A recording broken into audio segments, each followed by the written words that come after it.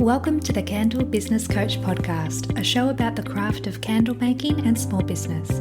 I'm your host, Kirsty Allen, and I'm a candle maker, mum of three, and kindness advocator. Join me as I dive into all things candles and small business and deliver advice and tips to you in episodes every Tuesday and Friday. Are you on the list to get my daily motivation emails?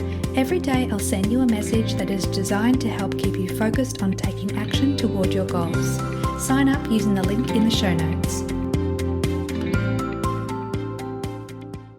This episode is brought to you by the membership for candle makers, the Candle Makers Collective. Becoming a member gives you access to fortnightly online group Q&A coaching sessions to support you, monthly online workshops and trainings to help you grow your business, plus frequent expert guest speakers to inspire and teach you. You'll also have access to an ever-growing resource library with templates, guides, planners, and ebooks. But my favorite aspect of the membership is our exclusive Facebook group for accountability, connection and support. So if you're looking to take your candle business to the next level and learn more about the membership for candle makers, click the link in the show notes for the Candle Makers Collective.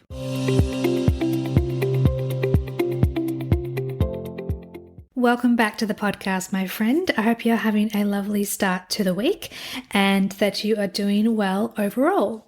In today's podcast episode, I wanted to talk about social media and how you can utilize Instagram, Facebook, and TikTok to help grow your business. Now, this is something that I've been asked about a few times in my DMs and in emails and in the Facebook group, the free Facebook group that I've created, the Candle Business Hub, which I would love for you to join. Check out the link in the show notes. So social media is something that it's another avenue, another way that you can bring in customers and potential customers and build up that know, like, and trust to then turn those followers into customers. I go to that saying, but I will say it, to be successful in any product-based business requires customers to actually buy the products you're selling. And when it comes to a candle business and sharing your products through social media, your focus should be on growing your following and increasing your sales over time, which I know is easier said than done. So I want to preface this episode with the fact that there are no magic pills in business, not just when it comes to social media and generating more sales, but in any aspect of business. You need to be aware and prepared that things can take time and they require dedication from you for the long term. This comes down to consistency, effort, motivation, and as I said, that dedication as well. By utilizing social media for your candle business, it can be a fantastic way to increase your brand's visibility, to actually connect with your customers and potential customers, and ultimately drive sales, which is what we're wanting to do for our business. We want to bring money into our business, generate a profit, and then live the life of our dreams based off what our personal and professional goals are. So in today's episode, I want to go through about a dozen or so steps on how to effectively use social media for your candle business. Number one is to choose the right platforms. Not all social media platforms are created equal. You need to first identify who your target audience is and where they actually spend their time when they go on social media. So whether that's Instagram, Facebook, or TikTok, which are all popular choices for visual businesses like candle making, it's important to know where your ideal customer hangs out so that you can then meet them there with your content and your products. Number two is to create a compelling profile. So when you set up your business profiles on your chosen platforms, you want to make sure you're using a clear profile picture, which is usually your business logo, or it could be a picture of you holding a candle, like one of your products, or it could be just the brand imagery that you have for your brand. You also want to write a concise, engaging bio that describes your business and what sets your candles apart from your competitors. You need to be able to capture the attention of people that come across your profile really quickly. So something that is concise, something that is written in a descriptive way, but helps also set your candles apart from other businesses is really important to take into consideration.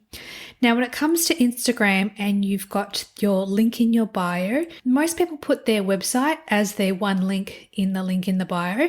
But if you've got more than one link that you want to share, you can actually use programs such as Linktree, and but it's just a software that you can download for free.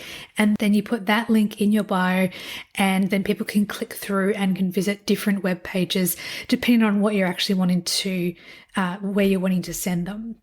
You also want to use cohesive imagery for your highlights. Make sure, this is again for Instagram, and make sure you don't use too many, as this can actually overwhelm your followers and potential followers. Up to about 5 highlights is ideal, and if they're matching aesthetically across all of them, it can be, it's aesthetically pleasing rather than looking a little bit messy and unorganized. Number 3 is your content strategy. Now, this is really, really important. When you are posting on your grid, again on Instagram or even in Facebook as well, when you are posting consistently, you want to make sure you're using high quality visuals. So post clear images that aren't blurry and have great lighting. And when you're doing videos or reels or stories, make sure you're showcasing your candles as well as your other products. Showcasing their design, the colors, and the process of making them via those high quality visuals is a way to capture the attention of people that come across your profile. For Instagram, you need to choose your grid layout. So keep in mind the grid is 3 posts across, so you can do repeating patterns of 3, 6, or 9, for example, depending on what your content pillars are, and we'll talk about that in a little bit. Although this is not required, it does depend on what you want your grid to look like. If you want an example of a repeating pattern, you can check out my Instagram at Candle Business Coach. I have a series of 6 that I do, so I post 6 times a week, Monday to Saturday. And if you look carefully, you can notice the pattern of what I actually used for my imagery for my business.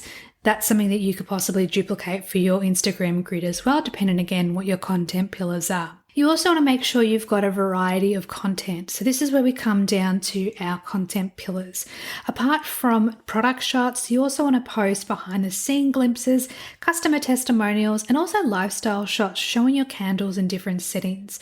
You can also incorporate educational content, which is where you're sharing content about the candle making techniques, candle care, the benefits of different candle materials, like the different waxes that you can choose, the different wicks, whether it's wood or cotton. And you can also talk about the different fragrance oils as well.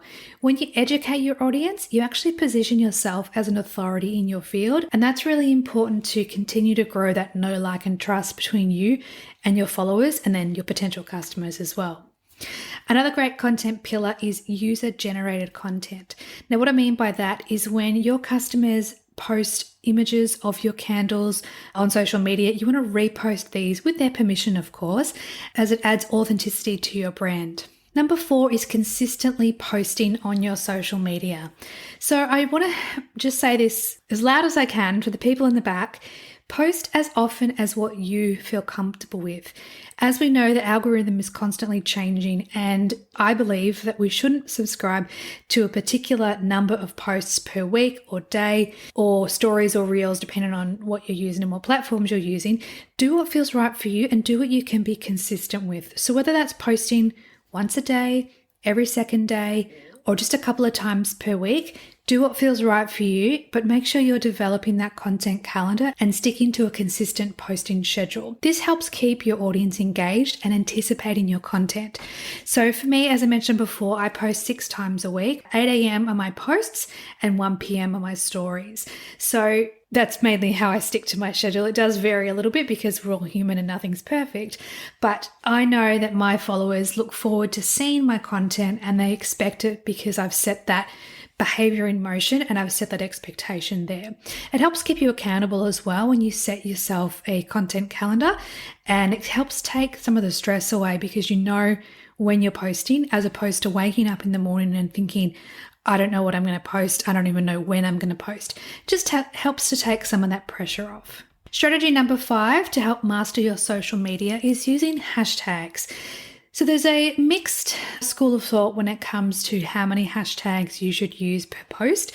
Sometimes the algorithm prefers less hashtags. Sometimes it prefers up to 30, and this is again on Instagram.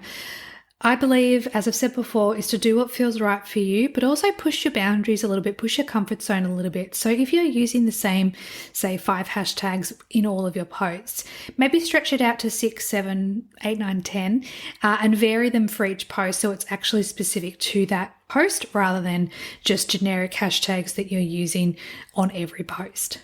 Strategy number 6 is to engage with your audience. Now, this is absolutely 100% crucial for building up the connections with your followers and potential followers.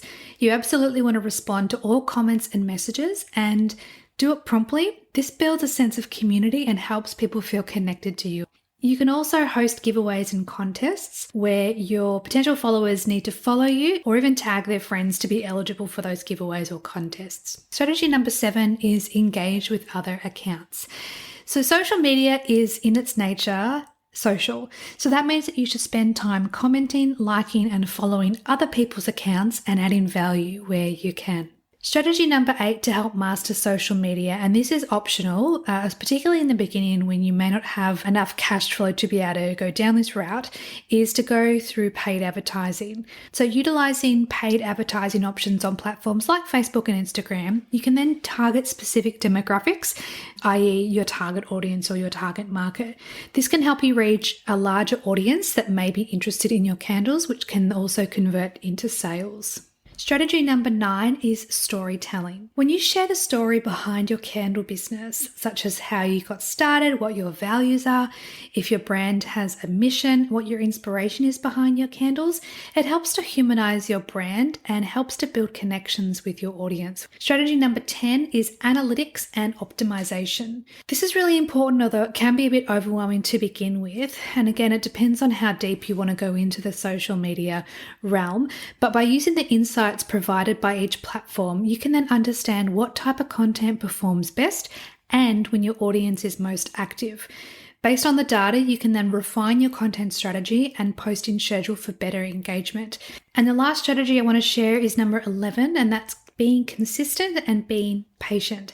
Building a strong social media presence does take time. You need to be patient and consistent in your efforts, and you will see results over time. Remember, the key is to authentically connect with your audience and provide value beyond just promoting your products. Building relationships and trust will lead to long-term success for your candle business on social media. And turning followers into customers can take time, which I mentioned, but if you're consistent with the tips shared in today's episode, then your followers will begin to know, like, and trust you, and that will lead to more sales. Remember, people buy from people.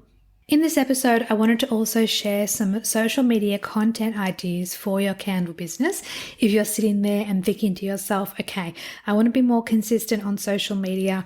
I want to post several times a week or however often feels right to you, but I don't actually know what to post. Let me share with you 10 different social media content ideas for your candle business that you can use on socials as soon as possible. Number 1 is to share images of your products. Number 2, share behind the scenes of the candle making process. Number 3 is share the benefits of candles. Number 4 is share an insight into packing orders. Number 5 is customer reviews. Number 6 is seasonal and festive candles. Number 7 is promoting candles as a gifting idea.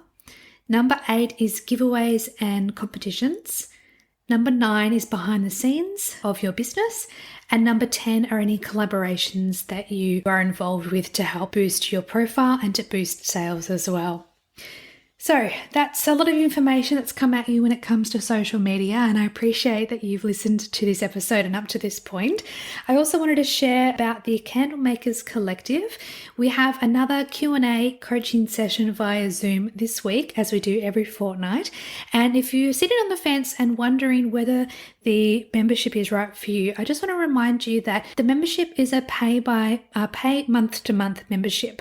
So what I would encourage you to do if you're considering joining the collective is to sign up and stay with us for a month to see whether it's the right thing for you, whether the content is what you want, whether the coaching is what you need, or whether the bonus resources that come with the membership can help guide you and help grow your business. And then if it's not for you, you can leave the membership. There's no obligation to stay for several months or years or anything like that. The idea for me is to create something that adds value to your candle making journey, and it's something that I am truly passionate about and truly love with all my heart. So if you're interested in joining, I'd recommend you do that as soon as possible so that you can join us for this week's Q&A coaching session. We also have guest speakers that come on board and bonus trainings and workshops as well. So there's quite a bit that's happening in the membership. And if it's something that you are interested in, I will leave the link in the show notes and you can certainly check that out once this episode finishes, which is pretty much now. So thanks so much for listening, everyone, and I will catch you in the next episode. Thanks, everyone, for listening today. I hope this episode added value to your candle making journey. Check out the show notes for all the links mentioned throughout today's show, and please subscribe to the podcast so you don't miss any future episodes. Thanks again for listening. Have a beautiful day.